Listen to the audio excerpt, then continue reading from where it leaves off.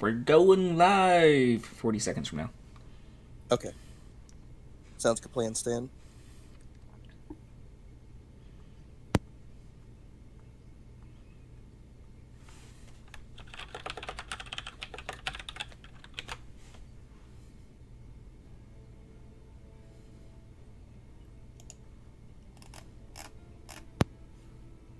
Oh. Wait, no, that's all. You say 20? Match Lounge 20. Oh, there we go. Oh, they're not even talking in voice about it.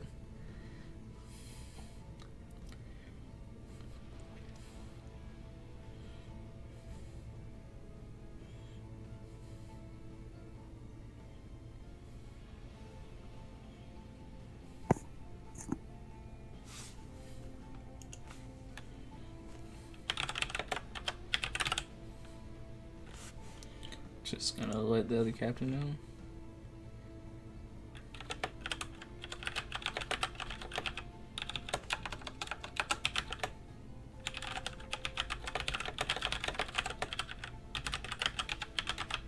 Wanting to watch.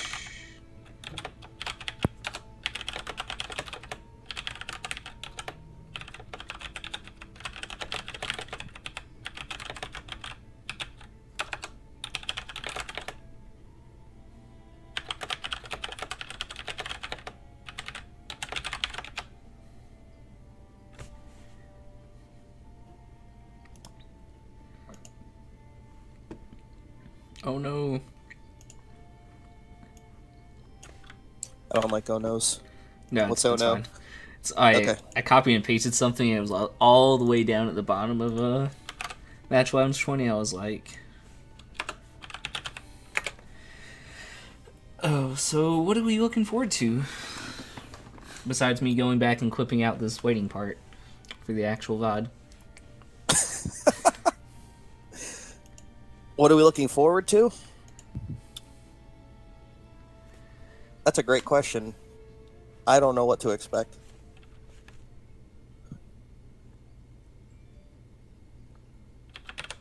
We're gonna have some Infernal Shrines action, though.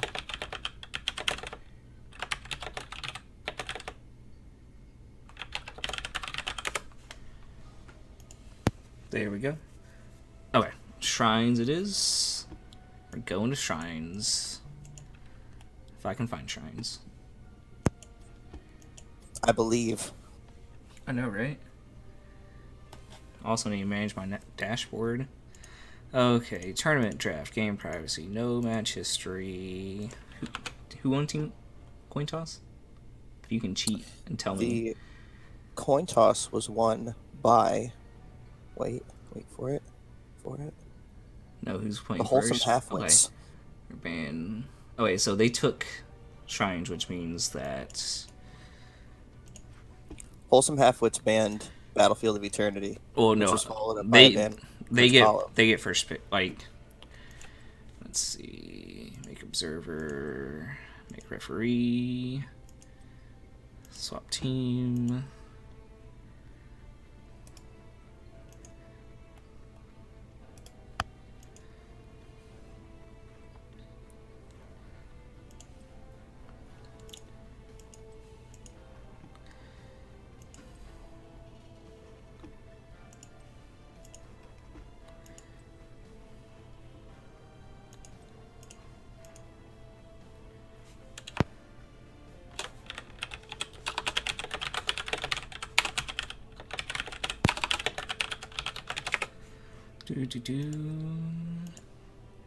And then, yeah, they get first pick because they got first map pick.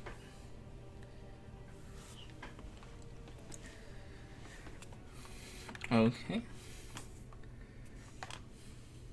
We can go ahead over into the game. Just give it a second.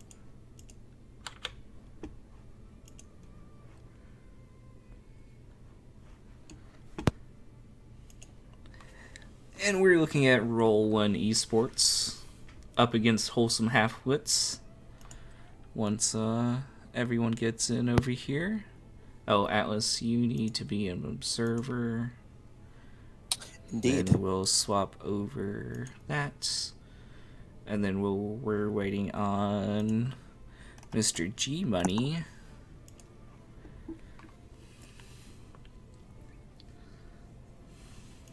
Okay, let me just type a little quick to them.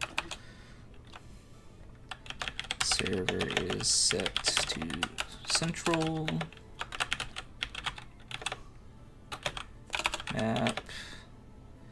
Draft options look good for everyone.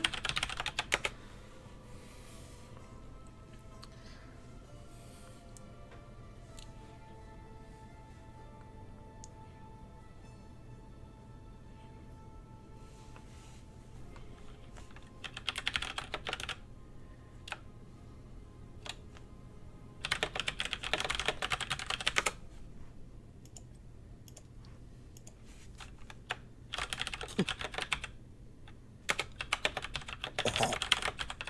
Gotta have the hat. I thought if I could change that. Uh-oh. What does Doctor have to say?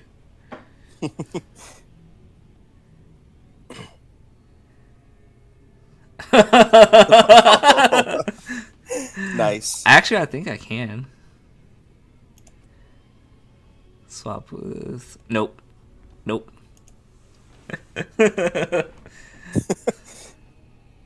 AB 123.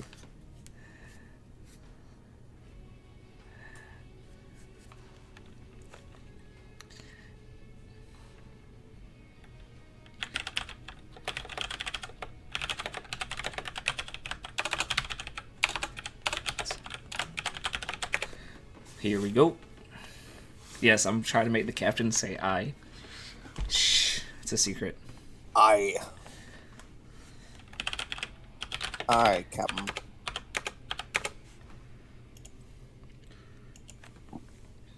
And here we go into the draft of Game 1 of Roll 1 Esports versus Wholesome Halfwits. Both teams are at the bottom of Division 2, which is the second highest, barring the pending S rank in Heroes Lounge, of Heroes Lounge North America. On average, these players' ranks will probably be somewhere from mid-platinum to mid-diamond. Let's get some team side names in here. And of course, first out, the Mal'Ganis band. No one wants to deal with that guy. Oh, co-casting me with tonight is Mr. Atlas. This is his first cast ever. Yeah, right. So, post HGC announcement, the meta is going to be weird because we won't have a pro meta to derive what is actual meta. So, ooh, Now that is interesting. that's a target ban if I've ever seen one. Yes, took the words out of my mouth. That has to be a target ban. There's no possible way you come out with a first ban diva. Just as we're talking about not having a pro scene to define the meta. So one of the positive things about Heroes Lounge and these smaller round robin tournament formats is you get to know your opponents, and we're in round 5 or 6 now, Alice? This, I believe, is round 5 currently. I believe the matches are still getting set up for round 6. So we have 4 sets of games. Roll 1 Esports was an NGS team, a Nexus Gaming Series team before this. So a lot of their players stuck around for Heroes Lounge. So there's a decent playing history that Wholesome Halfwits have to go back on.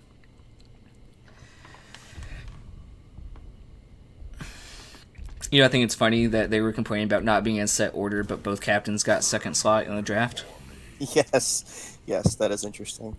And there's a pretty standard first pick coming out with Diablo. Oh, and meanwhile, we had the Gul'dan ban and the Orphea ban. Pretty standard, especially with Gul'dan on shrines. I wouldn't say standard, but relatable and solid. So on the side of Wholesome Halfwits, we have Johanna and Blaze picked up. I know their main tank player, Dr. C. Jelly. He's pretty well known for his Johanna. And that's going to be G Money on the off lane for Blaze. And then on the side of Roll 1 Esports, there we have the Tyrande and Leoric being picked up. Leoric, obviously a great tank killer, if you want to refer to him as that, with that percent damage on Drain Hope. So picking him up right now, I think, is a pretty safe bet for them. Yeah, especially with Blaze charging in, you can just get that percent heal based off before you even go anywhere, because you can just he's charging towards me, throw that creepy hand out. I was tapped out. Was that janitor rework that we got, or what skin did we get? That was a janitor. Okay, we get great to see the janitor. We get to some squeaky clean action in tonight. So on the side of Roll 1, their shot caller, Rock Your World, he is their main tank player, so we're most likely see Diablo from him. And Velvet will most likely be on that Tyrande.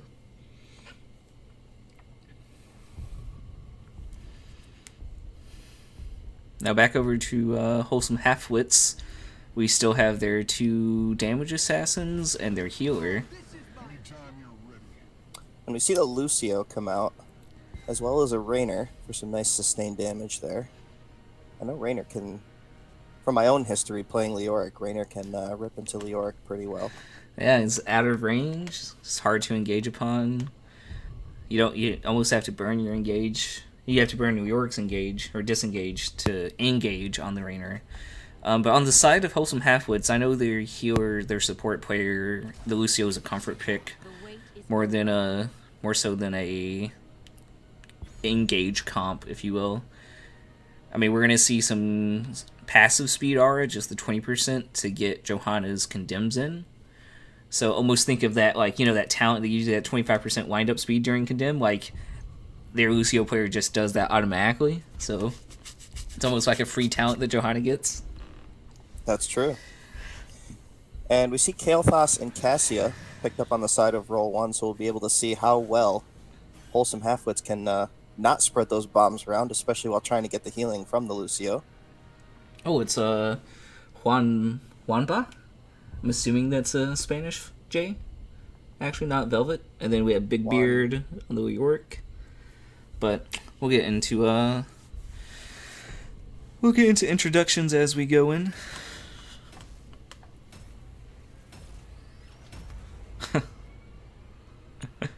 And then we got that last pick, Asmodan. We did by Mr. Thickmane. Now, Atlas, we had some discussions about this offline the other day. What do you think the Asmo is going to do? Wrath, Gluttony. How is he going to get his stacks? That's a great question, because I think you can make a case for him primarily working on the clear on the shrine itself, geared more towards the well, I guess you can benefit from either. You can benefit from the cooldown reduction of, I believe that's Gluttony. Well, as we get into this game, on the blue side, we have Roll 1 Esports with Poe on that Kael'thas, Big Beard on the Janitor Yorick with a nice Skinergy, Toffs on the Alexstrasza on that Wonder William, Juanba, sorry if I'm mispronouncing your name, on the Wonder William as well, and Rock Your World on the Diablo. And on the right side, on the red side, we have G Money playing the Blaze, Freckle Pants on Lucio, Thickmane on the Asmo, name kind of fits pretty well there, Dr. C. Jelly on Johanna, and Neutrons playing the Raynor. And we start off with the standard 5-man split. Let's take a quick look at talents while we can. We got Ace in the Hole on the Raynor. And we went Gluttony for the Asmodan. And he's getting some good stacks already sitting at 12. Wave Clear definitely was on the side of Wholesome Halfwits. And it looks like we're actually going to see the Cassia going top lane against the Blaze. Normally, you might think that that would be a Leo. He might play a little better into the Blaze. Well, it looks like But they're Cassia shifting choice. that lane rotation right now, actually. Yep.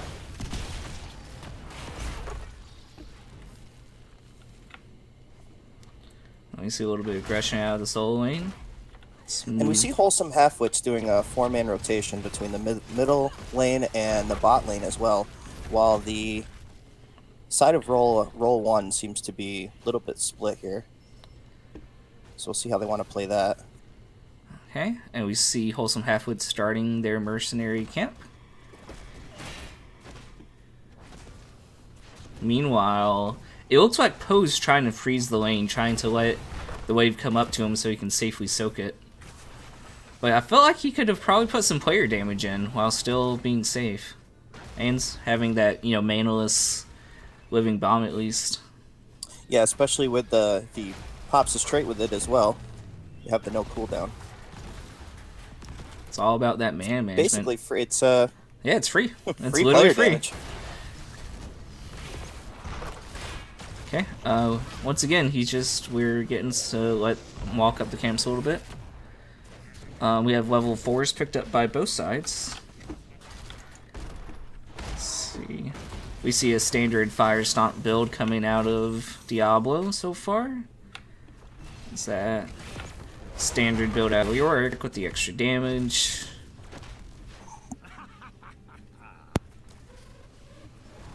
Ooh, Neutrons is a little bit danger there, but the penetrating round saves his life. And that Lucio speed, being able to quickly move away from any dangerous situation. Oh, wait. Let's take a look at that real quick. Our friend Asmodan, Mr. Thickmane, is already at 90 stacks. Now that is 2.5 minutes in. some thick stacks. Okay, we got Neutrons isolated down here by Rocky World. The stun follows through. And Is he going to make it? The Amp It Up saves his life. And he has tap. Good play by the partner into the 4-man rotation. First Shrine is spawning all the way top. I feel like that's rare. I feel like you don't get all the way top very often. No, I feel the same. Okay, but his Neutron's going to step out again. He's a little forward there. See Jelly with the body blocks baiting the CC out of that Diablo tank. And Asmo already over 100 stacks. Big Beard trying to work through the back, trying to get some cleave onto the safe ones. Neutron's out again. Neutron's getting... Oh, and he will not escape that time. Ooh. I don't think C Jelly took it, but that would have been... No, Sudoob's is not till 7. That would have been Sudo done right there, though. Okay, with Rainer's out, Roll 1 is taking control of the point, while Wholesome Halfwits safely waits for their buddy Jimmy to get back. Level 7's turning on. Level 7's here. Okay, Surge of Light out of Cassia. Diablo continues the Fire Stomp build. Kel'Thas going with Burned Flesh. I mean, Asmodan's fat. Blaze is flat. Johanna is not as fat as you would think, but still some value, possibly. Look at this. Look how forward Mr. Big Beard is, knowing that he can take that damage and get some poke off. But I think, and yep, there it is. Wholesome Halfwits with the Punisher. Now that jump timer is going to go right about now. Yep. Now. Oh, and the value. Oh, and this Diablo in the backline. Can Neutron's body block? His body's been getting in the way a lot, but I think it just paid dividends for him. Living Bomb getting some value, but not nearly enough yet. Oh, and they're going to catch Big Beard. The jump timer is there, but the Wraithwalk will allow him to be safe. And we see Rainer and both Rainer and Blaze heading down to the mid lane and bot lane respectively, just trying to make sure that they catch that soak. Already confident that they're going to go ahead and take down this top fort. And that's going to give them some periodic catapults as well as XP. I wonder if Dr. Jelly, is that worth staying up there when there's not going to be another shrine for about 10 minutes? Possibly not. I love the sound of the soap bounce. Just the. Yes, I would agree with that. Let's see, our friend Asmodan's sitting at 181 stacks, 6 minutes into the game. And I think the important thing to note with the Asmodan too is with the Tyrande on the other side, she can have some real difficulty trying to heal up that globe poke damage from Asmo as he gets higher and higher. Yeah, because it's so like it can be thrown from so far away. She won't have anything to auto attack to get those back in. So right now though, Wholesome Halfwits is left top completely unsoaked. I think Blaze, our friend G Money, is going to try to go up there to yeah, he's making his way uptown.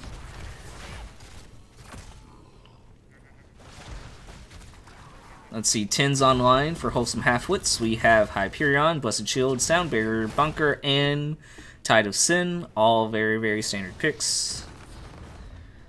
Yep, we have nothing crazy. Nothing crazy in the works here. Now, do you think we're going to get an Entomb standard pick? Or do you think we're going to get a March? Because we have Bunker, we have a Lucio. About the only person that could get caught would be Raynor or Asmo. That would actually matter. And I'd love to get an answer there, but just as I was about to, we see the Entomb come. Oh no, we have the Easy Bake Oven. The Easy Bake Oven with extra firepower with the Phoenix. Yes. So we have a little bit more lightning there for the lightning breath in ball lightning picked up for Cassia. We've grown up from our Easy Bake Oven, and now we're just a standard gas powered oven. High powered. Yeah. No, I think maybe the brick barbecue. Okay, this is what I love about the ultra wide screen.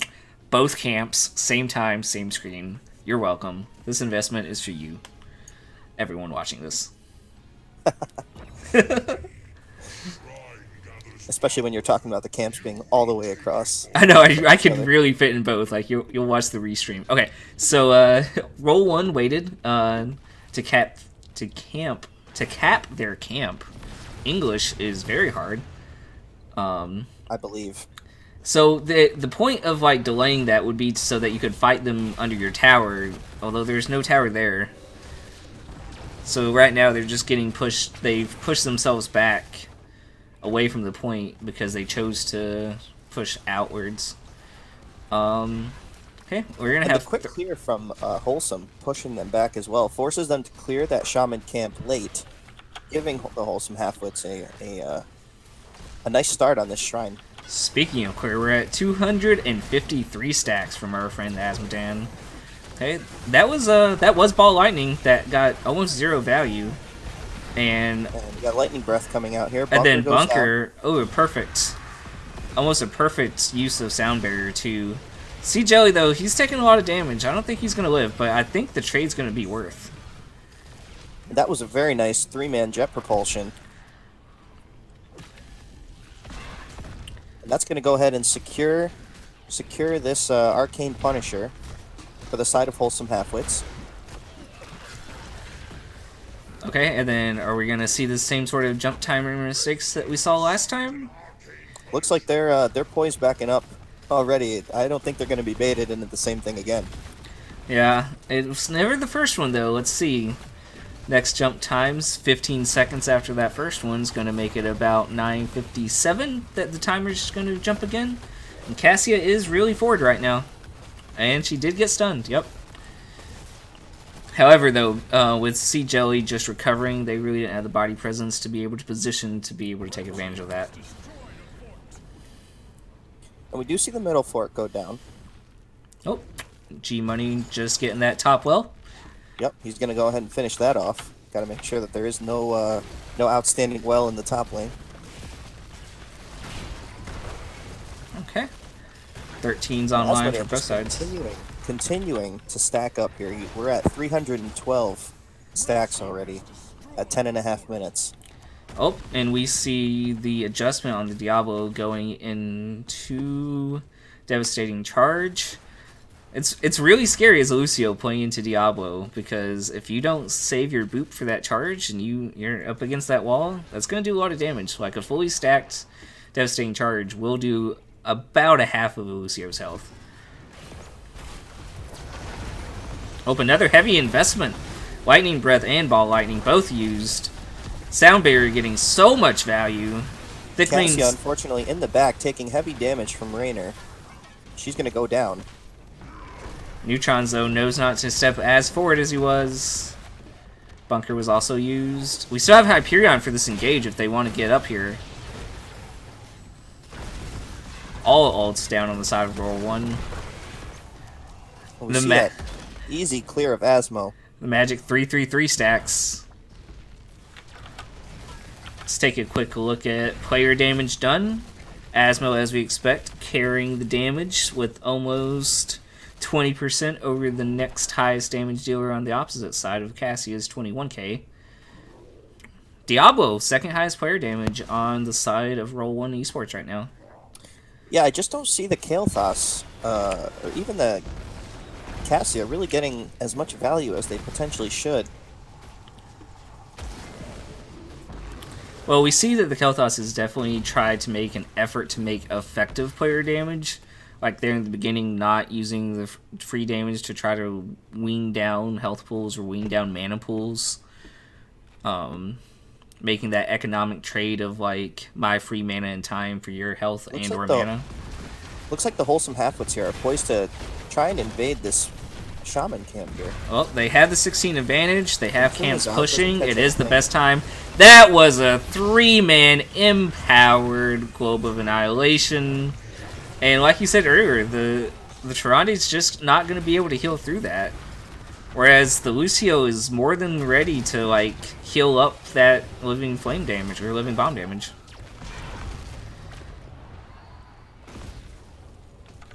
Let's take a quick look down south, see how much.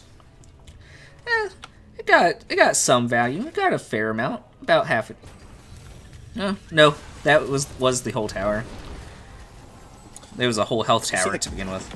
You see the Kael'thas also coming down because I don't think what you want here is to have your healer. Your solo laning? Solo clear. Yeah. So they're going to go ahead and clear this bot lane, and then I would be interested to see what they're going to do here. It seems like they know they're not going to be able to make it up to that shrine in time. Taking a quick look at XP totals, we see that Azmodan, even though he's not actually in the solo lane, is carrying the XP for his team, just having a little bit less than the Leoric. Atlas, I feel like we're going to get an Asmo respect ban in this next match. I would not be surprised to see it, and if we do not see something like that, I would expect a better way to heal through that Asmo damage, whether it be taking the Lucio themselves. I'm quite partial to Stukov myself, healing through Asmodan damage. Oh! And that was a nice dunk. There's a lot of damage going out.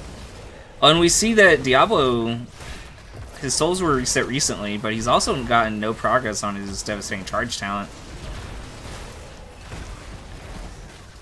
Oh, the nice unstoppable. Now the question is, are they going to push to end here? I think they have a fair chance to, with Diablo not having anywhere near enough souls. And there is a 1437 full 400 stacks.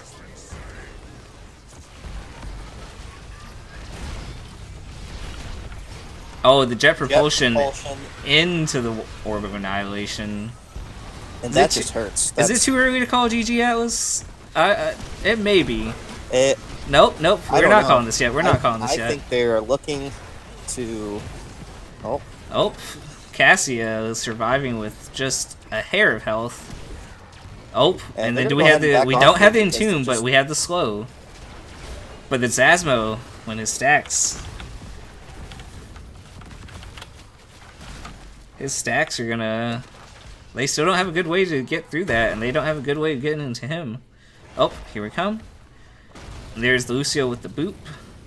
And see, Neutron's right there. Like, he didn't have to attack, but he put pressure. He did extra damage, and that little bit of extra damage, some of it's going to get healed up through health regeneration, but some of it's not.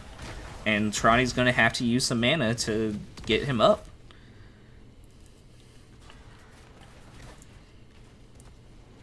Now it'll be interesting to see if they Oh, If the side yep. of roll 1, if they attempt to push something here prior to the Wholesome Halfwits getting level 20. On the side of alts for roll 1, everything's up for them except for Diablo's Lightning Breath. But the same can be true for Wholesome Halfwits. Hyperion's coming on in 8. Oh, Neutrons though, he's very forward. A lot.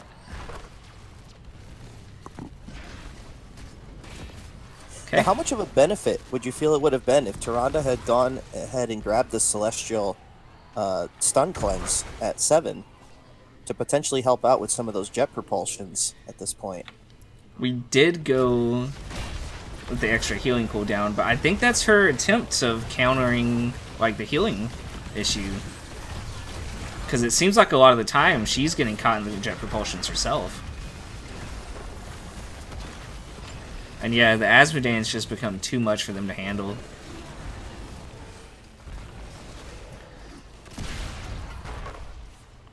Let's take a look at... Ooh, excuse me. Let's take a quick look at actual siege damage. We have... So this is what's cool to look at, because when you look at pure siege damage, raw number-wise, roll 1 is doing more siege damage. But look at the waves, is because it's the effective use in the clear, and with Wholesome Halfwits actually pushing with their wave clear, as opposed to just getting a wave, moving on, getting a wave, moving on. Each time they use the wave clear, they use it to push an advantage.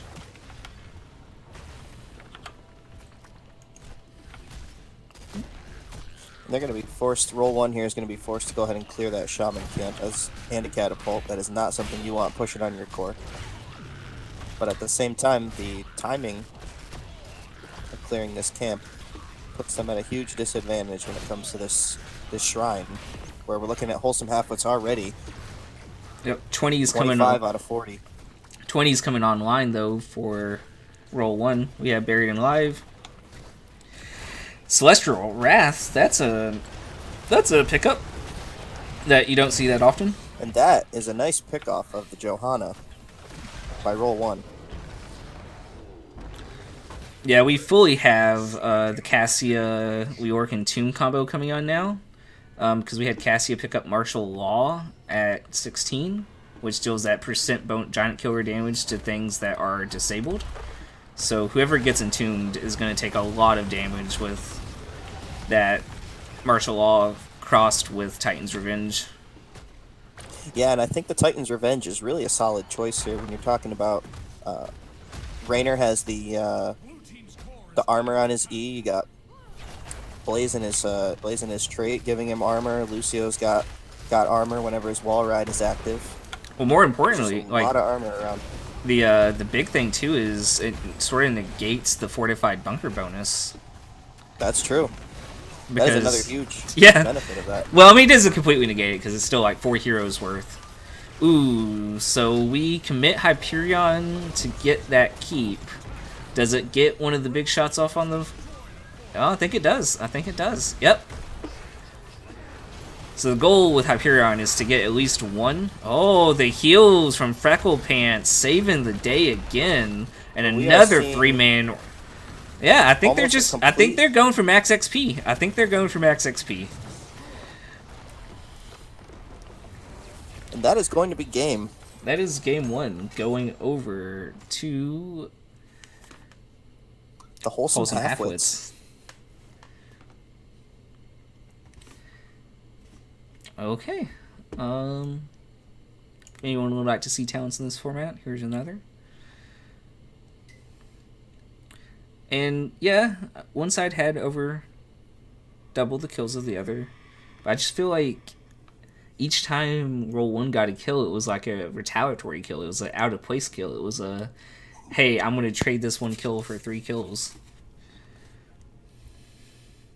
Because, I mean, look at it. Like, 3 out of the 5 kills were on their tank after the damage had already been done.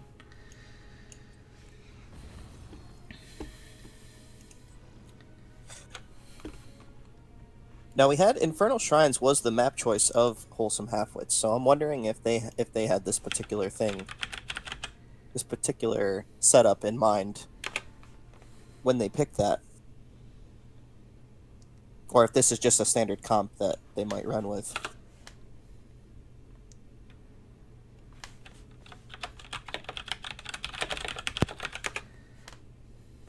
Okay, so with Rock Your World and Roll 1, they're choosing map pick for the next map, which means that Wholesome Halfwits will get first pick.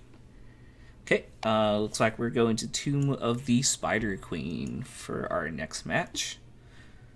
As a reminder, Heroes Lounge is a best of 3, so if by chance, or if we see an awesome turnaround out of Roll 1, we will be going to a map 3 afterwards.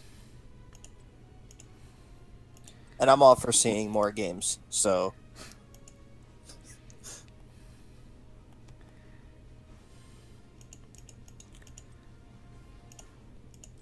And I promise to get the captains right this time. I did that right. Yeah.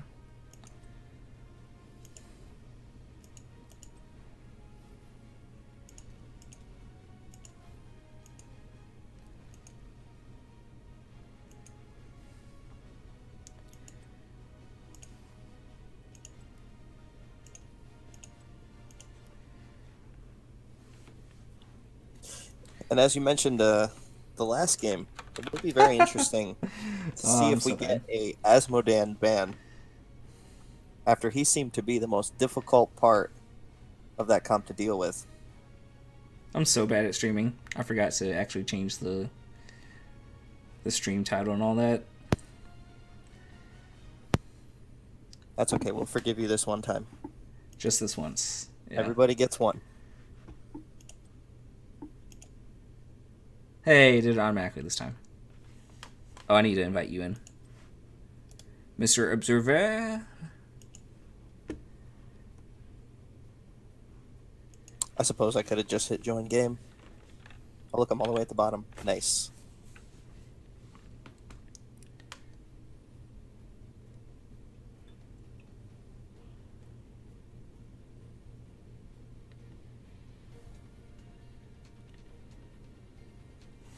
Let's see. Looks like we gotta make sure we get Dr. C. Jelly as the captain. Oh, did there. that change again? Why does it? It's like if you swap someone, it's still. No, okay, he came in.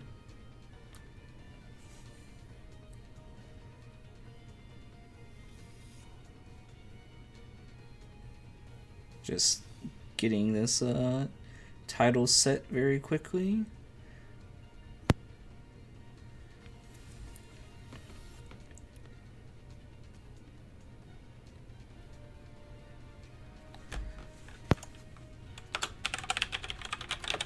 They look good to both captains.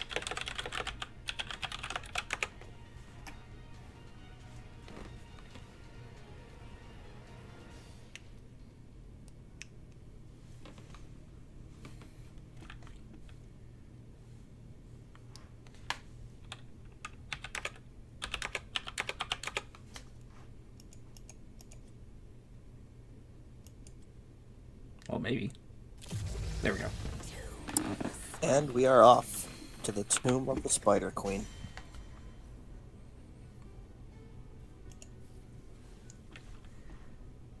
So, do you think anything from Roll 1 gave too much trouble to Wholesome Halfwits? Anything that you think may change in their ban priorities? I don't think so. It will be interesting to see if they stick with a Diva ban. That's what I was about to say. And Gul'dan is definitely a safe bet when you're talking about a map that needs a ton of wave clear. Oh, there's the respect ban. And there's the Asmodan ban. Don't want to deal with any of that. The Asmo ban. So, is there any other characters with Dan that we can ban? Because it seems like in this... Gul'dan, Asmodan, yeah. Yeah, in this game... Well, we went with another hyphenated name. Gul'dan, Mao, Ganis. Yeah, it seems like they're favoring the demons. punctuation marks as well Because the diva, you also have a period in there. The secret banning meta of Heroes Lounge Div 2. Now, if we get a diva ban on their side, there we go. Lucio, so they just want to go ahead and take out several of the tools. I mean, if it hadn't been for Wholesome. Freckle Pants, Neutrons would have died many, many times in that last game. I certainly agree with that. Like, specifically Lucio. Like, it was specifically the ability to have that speed in a couple circumstances, and the actual the boop with the cooldown, yeah. So we get to see the Tronde flip over to Wholesome Halfwits side. And I'm a huge fan of the Tyrande picks in general. Being able to send the owls out and scout and know exactly what the other team is doing. Really a great tool. We're going to see Nazeebo and Johanna picked up on the side of roll 1. So we have to remember that this is not professional play, and I think Nazeebo does very well on Spider Queen in moderate to high competitive scenes. The lanes are so short, it's so easy to get his stacks. And Spider Queen's, like, statistically one of the longest maps in the game. And I think Wholesome Halfwits is trying to win my heart over by grabbing the Arthas and the High Lord, Alarak.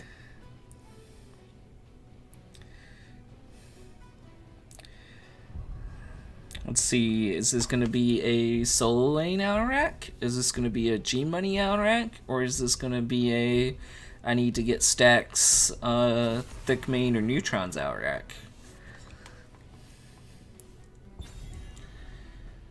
That's a great question. I guess it's going to depend on their next two picks and but they decide to. I like this adjustment from roll 1 because we saw in their last game that their Diablo player. Oh, I'm so bad with names. I promise I'm gonna get better. That Record World was playing a little bit like he was aggressing when he was sure he was going to be safe, but we saw a lot of times like how he had no stacks on his Devastating Charge quest, that he plays more reserve, and I think Johanna is very good for just his positioning. Johanna is a very good fit for how their team's playing tonight. Maybe they don't always play like that, but for how they're playing tonight, I think Johanna is a very good pick. I would agree with that, and even just to add to that a little bit, Johanna on Tomb is great when you're looking at your overall wave clear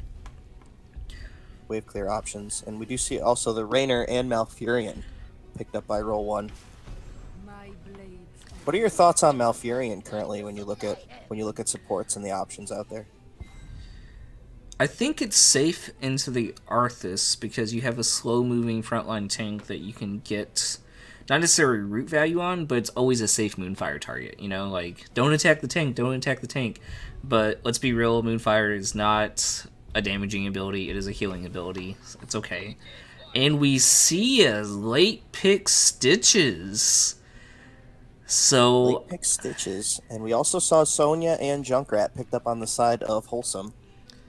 So the clear is going to be in the Junkrat, and so that's going to be Alarak in the 4-man, G Money playing Sonya. But look at this. That's going to be a solo tank Stitches.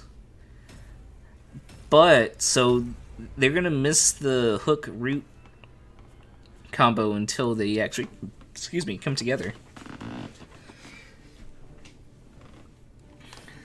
This is gonna be an interesting match, and it's probably gonna be a long match.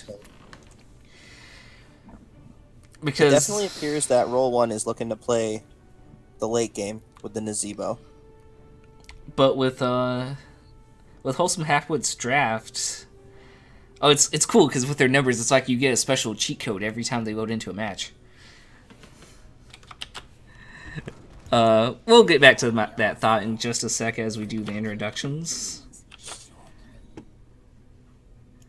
On the left side, the home team with Roll 1 Esports, we have Poe on that Nazebo. No, that was supposed to be a rhyme. It didn't work. We have Tofts on the Rainer. Big Beard with that Big Beard Stitches in that Christmas mode. Juanbo on... Oh, that Synergy with Malfurion. It's pretty nice. And Rock Your World on Johanna. And on the right side here, we are going to have G-Money playing the Sonya, Dr. C. Jelly on the Arthas, Freckle Pants playing the Tyrande, Thickmane on Alarak, and Neutrons, our Rainer from last game, on the Junkrat. Now, we don't have any... Ooh, there's their Hillary Hook on the tank.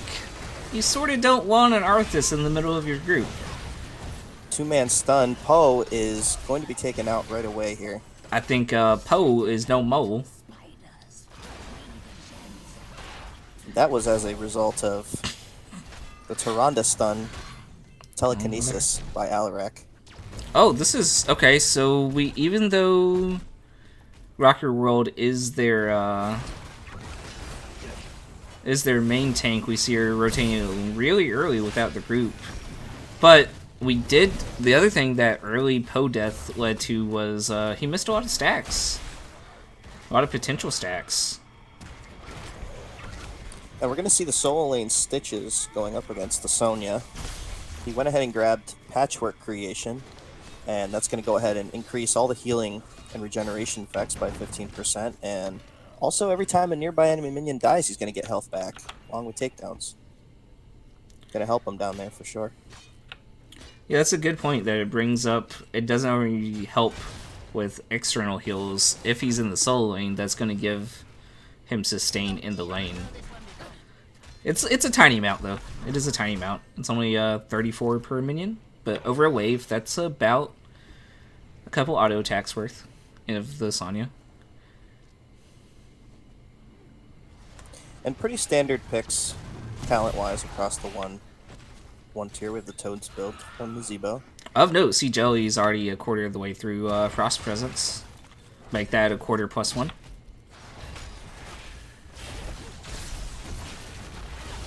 Heavy engage into Poe, but the counter pressure is on Thickmane. But the follow-up is on Poe. Nazebo's going to fall again. Is Rocker World about to have his world rocked? I think he just did.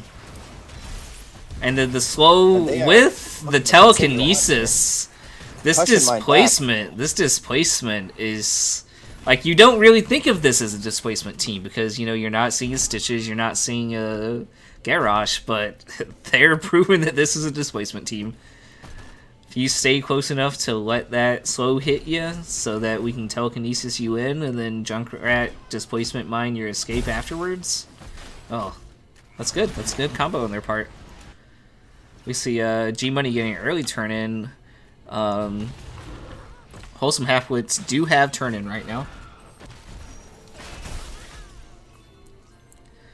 But do they have the clear? And those deaths hurt roll one's gem total by a lot.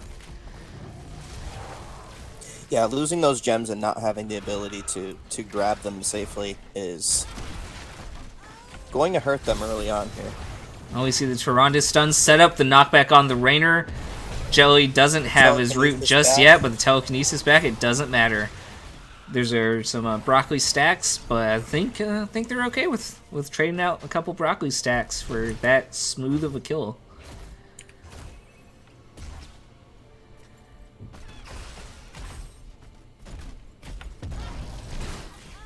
Nice unstoppable from Johanna, though. Yeah, that was a very nice play, making sure that to not put himself in the situation to get picked off. The last thing that they need is, at this point, is more deaths. Oops, a little too far there. And we have G-Money and Thickmane, Sonya and Alarak, both going to grab that Bruiser camp. Looking to get that before the turn-in. So they have that pushing along with the Web Weavers. Now, I think what Wholesome Halfwits is trying to do here is trying to hold enough gems for the Fabled double turn-in, which is the pro strat to do. However, they've given enough time for roll 1 to reclaim their gym total, so now we're fighting for an even turn-in. But if I were Wholesome Halfwits, I wouldn't even necessarily mind of roll 1 getting the first turn-in, so that you can get double turn-in afterwards. But we see Malfurion's Roots misses. And Stitches, I've noted, has he's been keeping a great eye on this bottom turn-in, making sure that nothing fishy is going on down there. Well, that's also making sure to soak the lane. We gotta fight mid. Neutrons is a little forward again, and he is gonna secure the kill. Yep. We see Neutrons being really forward again. But then counter, we see G blocking the potential turn-in. Now, one thing I think is really cool is Big Beard is doing like, maybe it's just the Citrus rework, but it just seems every time I look down there that he has more health than the Sanya, which is weird to say, like, a solo laner having more effective health than a Sanya in lane when they're actively, you know, dueling.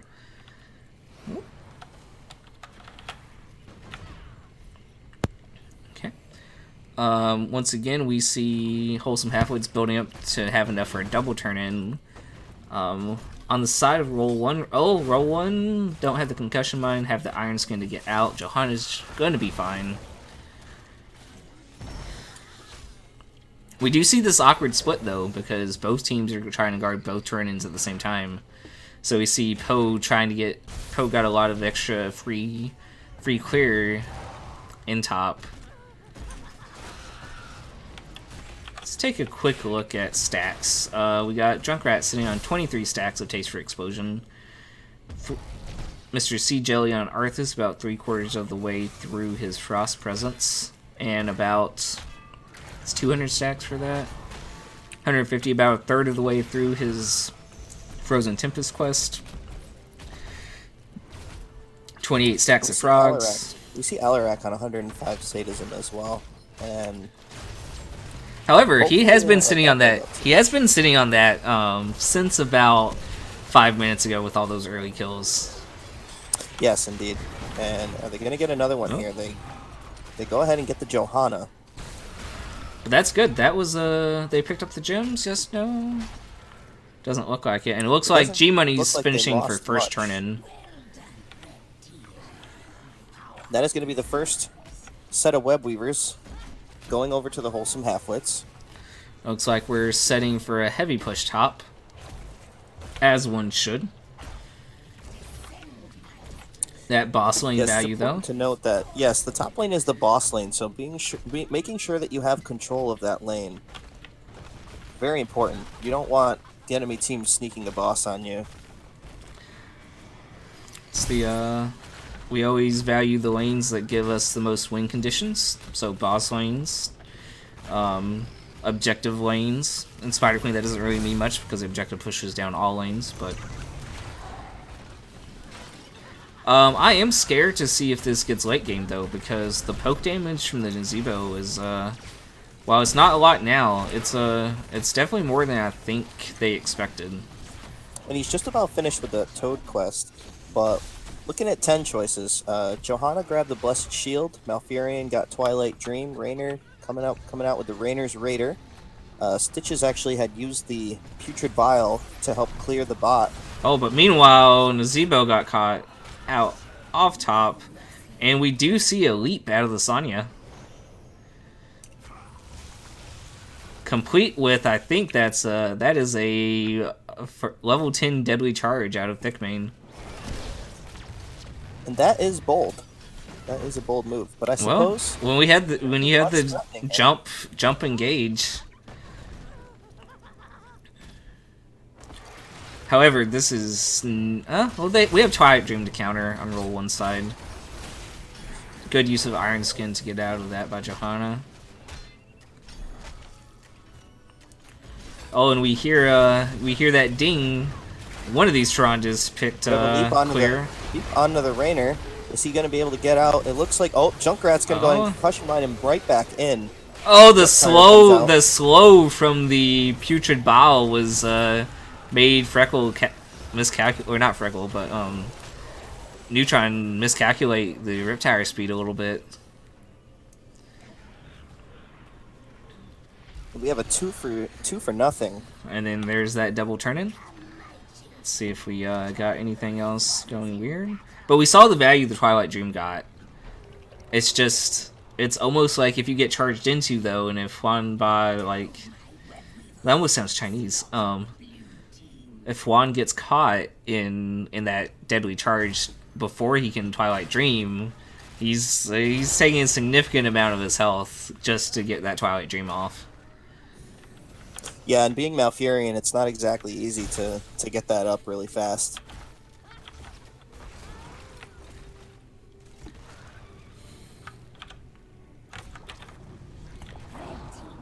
So the top fort's going to fall. And Sonya is looking to see if she can get this bottom fort as well. We have a rotation down to mid from the 4-man. While on the side of roll 1, they're going to go ahead and look to clean up those top web weavers before any more damage gets done. We do see full frog quest out of Nazebo. And I think Wholesome Halfwits they're playing pretty well into it. Because we see that, oh, nice backline charge. But Thickmane's gonna pay for that. Greedy charge. They are gonna grab his gems though.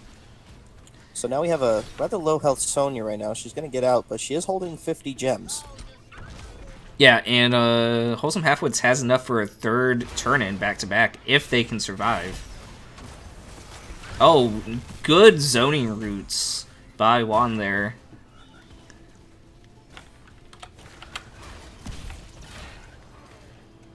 Do they catch Sea Jelly? No, they don't. Looks like they're given turn-in, though. Sonya got those 50. Yes. All of those 50 turned in. That she did. And then Neutrons does not have the ability to contest into this Johanna, I think. Unless we get another displacement kill. Ooh, that was close. That was almost into that trap. Okay, we see a heavy rotation. Picked up by Alarak here. Ooh. And really Which quick. is interesting, because it doesn't seem like his team's dying much. But he wants to take advantage of it in the event that they do. Yeah.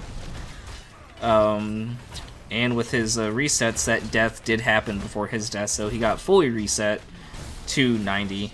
Although he's got another stack of his extended lightning done. So that's going to be capped unless he gets the 3 heroes in one. This is a very aggressive positioning by Sea Jelly. I think the goal is going to have to come out. Yep, there they are. Combined with the Shadow Stalk, that was a lot of healing that got wasted by the other members because it was all just to try to save Sea Jelly, and he was very, very out there without his team behind him. G-Money going to... Yeah. But the Web Weaver is the MVP of this game, getting that kill. And that just hurts anytime that happens to you. It does a lot more damage than people think it does, I think. And that is... Are they going to be able to grab those gems? They do. Poe now holding 62. Or not much longer. Does Sonya have leap up? She does not. However, Riptire is still available. But it looks like we're going to pass it. We're going to go for full XP again, taking this massive wave. And with the telekinesis combo, Poe is no mole once again. And that now stacks 73 gems onto Malfurion. Oh, there went the attempt. Let's see if we can take a quick look at 16s. We got endless nades out of the Junkrat. And standard builds as you would expect for everyone else. Remote Merciless Winner out of the Arthas, so that CC setup displacement. Oh, we missed the Discord strike. Oh, here comes the Putrid Bile out of Big Beard. That's going to get a lot of work done, actually. That's going to get a lot of work. That's going to definitely cut off their retreat. Riptire is going to come out. I think the hills, Arthas falling dangerously low. I think we got some throws. Oh, the leap! The leap to safety, I think, is what actually just turned that around. Yeah, that could have gone really bad on the Yeah, side of if they had Wholesome. staggered that, I mean, late game team fights turn games now. But we see that mid keep sitting with 1550 XP or HP. And we see the fishing hook Oh, I think we from both knew that was Stitches. coming.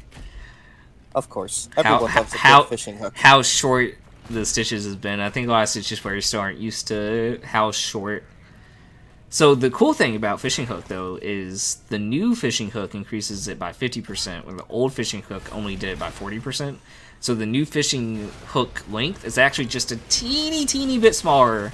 That's Rock Your World, rocked, and that's very bad. This Juan is sitting with 76 gems right now, and then we see Big Yeah, that could Beard. actually hurt Oh, them trying to engage as well because well, and obviously as the healer, you yeah, need to watch your positioning. But now you stack 76 gems there. I think on a this is a healer. push for call. I think this is a push for core.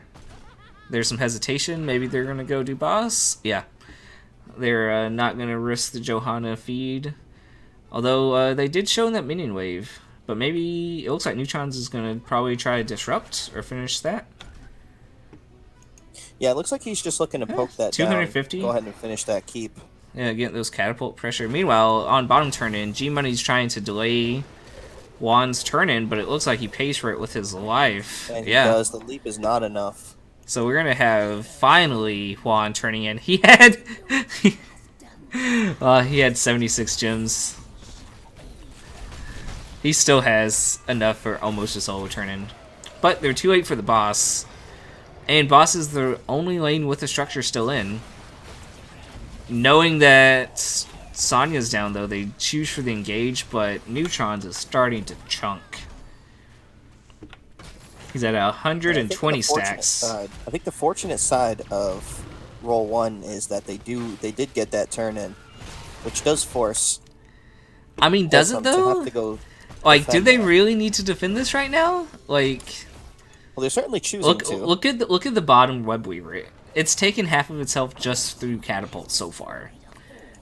And like catapult lanes, because constant catapult lanes. Although with the Sonya dead, they didn't really have much else to do.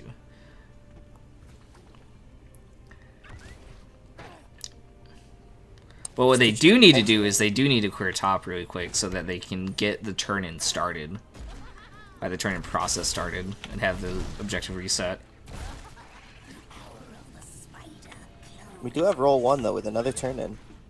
Enough gems for another turn in. Malfurion's still sitting on 56. Oh, but they know this. That's why they're going to be super aggressive. This flanking maneuver, flanking Arthas is always a good play.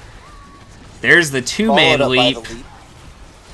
Shadowstock is out. So is the Army of the Dead. Rock Your World popping the Unstoppable, getting through.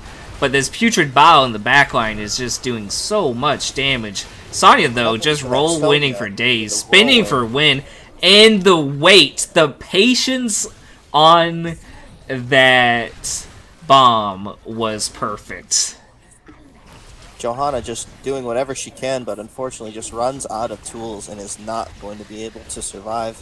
I think it's safe to call GG on this one, Atlas. I think it's much safer this time. With all three forts down, and not a single fort or not a single tower taken down on the side of Wholesome Halfwits. We have game 2 going to Wholesome Halfwits versus Roll 1 Esports. And they just seem to capitalize on mistakes that were made, whether it be positioning mistakes. And remember, that was Roll 1's map pick. That was Roll 1's map pick.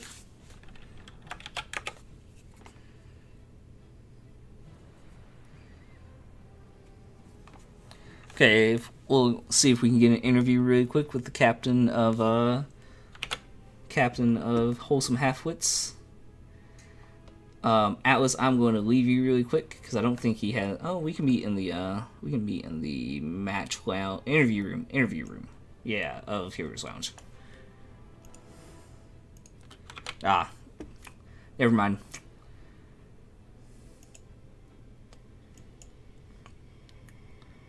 Doctor, is the doctor in?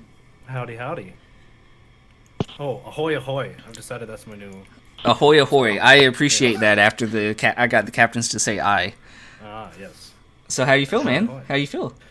I feel pretty good. That was a really fun game. Those were two really fun games. And it's we've had an interesting season so far. So it's nice to get some wins back under our belt and know that we can do something. You know, we're not complete failures. Yeah. One of my last comments in that last match was, you guys didn't lose a tower. Even through those turn-ins, like the opposing turn-ins. Yeah, I think they only got one, didn't they? And we countered with a bomb. Yep. Yeah, they had a lot of poke there. There was that right before 10 we were trying to get Bruiser and turn in, but we never quite got it because they had pretty much infinite poke. But once we got 10, we kind of just steamrolled until. So we just had town. So I gotta ask, what was up with the Diva ban in that first game? I was freaking out because I wasn't paying attention. I was trying to pick some music, and I picked Diva ban instead of. So it wasn't a target ban. Okay. Morganis was already banned, so he was frantically looking for him. Yeah, I didn't know where he was. We all get there. We all get there. Attention. Yeah. So let's look back. Let's look back at the first. Band, though. Li Ming ban was because they had a Li Ming emote in chat. You know. Oh, okay. Because he obviously had it selected. This is some intelligence here. So let's talk about that first game on Shrines. What you think you did good? What you think you could have done better on? How did you think it go? Did you guys live up to your expectations? We weren't going to pick Asmodean originally. That was actually a last second pick, and I'm really happy with the way it turned out. I set our rotation very well in the beginning of the game, and we just got ahead and we got Asmo stacked super early. Yeah, I think it was 12:37 that he had his 400 stacks at, or something like that. Yeah, it was a lot of fun. I think Thick Ming definitely had the brunt of the game on his back on that game. Yeah, and he got the ban out of him, which is rightful. I mean, that was some nasty dunking. Yeah, we didn't want it. We wanted to do Maev, but when they had double frontline, that was kind of scary. And then they also the KT, I wasn't feeling. We opted for the Azure. Worked out luckily. So I think going into game 2, draft was. What do you think about the Soul Lane Stitches into the Sonya matchup? They had success with it before in their previous games. It had warranted bans, so I assume they knew what they're doing. I think Stitches could probably be a solo. He brings enough into the team fight. He's in an interesting spot right now. I haven't played enough of new Stitches to really understand what he can be. So I was respecting it. It could have, if they had hit more hooks, if they had 16 a little earlier. There were a couple hooks that just missed too. I think the Putrid Bottle definitely was what turned around some of those late game team fights though in their favor. Yeah. I always wonder whether or not to take Gorge there, because if you can get level 10 before you lose like your front gate, that Gorge is pretty good, but I guess we had pushed down their front gate before they had 10s on most of the lanes. Well, that's all my questions. You got any shoutouts? I'd like to shout out my team for showing up and being here. That's pretty. We should practice sometime or something. Yeah, we should practice. Could we shout out how vascular G Money was today? G Money was doing pretty well. Veiny apparently. I'd like to shout out Jonah, my German friend who's in town right now. I'm gonna go hang out with him later, so that should be fun. I'd like to shout out you for hosting the game, and I'd like to shout out Roll One for playing. That was some fun stuff. Anybody else got anything? And shout out to Activision. Still too soon. Too soon. Still too soon. It will never not be too soon. You want to say shout out? Looking forward to this upcoming HGC season. You'll see us there. By ourselves. Okay. Well, so that puts you not at the bottom of the standards anymore. Woo. Yeah, standings rather. Well, I think that's it for tonight. Wish you all luck in your next match. Hope everything goes well for y'all. And Thank you, sir. we'll Thank see you you. later. Thank you. See ya. Bye. Oh no. Sorry about that, Atlas. They drug me into their own thing. Yeah, I popped into the stream to listen. Do you have any closing comments as you wait the 40 seconds to hear what we just talked about? Basically, matching good. Do you have any shout-outs and or closing comments on the match? What's up? I'm sorry. Do you have any closing comments or shout-outs on the match? No, I mean, I think that we saw a couple really solid performances, and unfortunately, we didn't get to go to a game 3, though. I would have liked to see a game 3, but it was fun. Thanks for having me. Yeah, and as always, we'll get some more casts in later. This has been my first cast back in, I want to say, like 2.5 years, so apologies for all the technical difficulties and the lack of cam, because my cam broke, like, the moment I tried to do this, even though my green screen's, like, perfect right now. See you all later, and my next cast will be a co-casting match with Ghost Dunk for another Heroes League match. We'll be getting to that as soon as he schedules it. And we'll put it out on the Twitch to see if you guys want to come back. Thanks so much for watching, and I hope you guys have a fantastic night.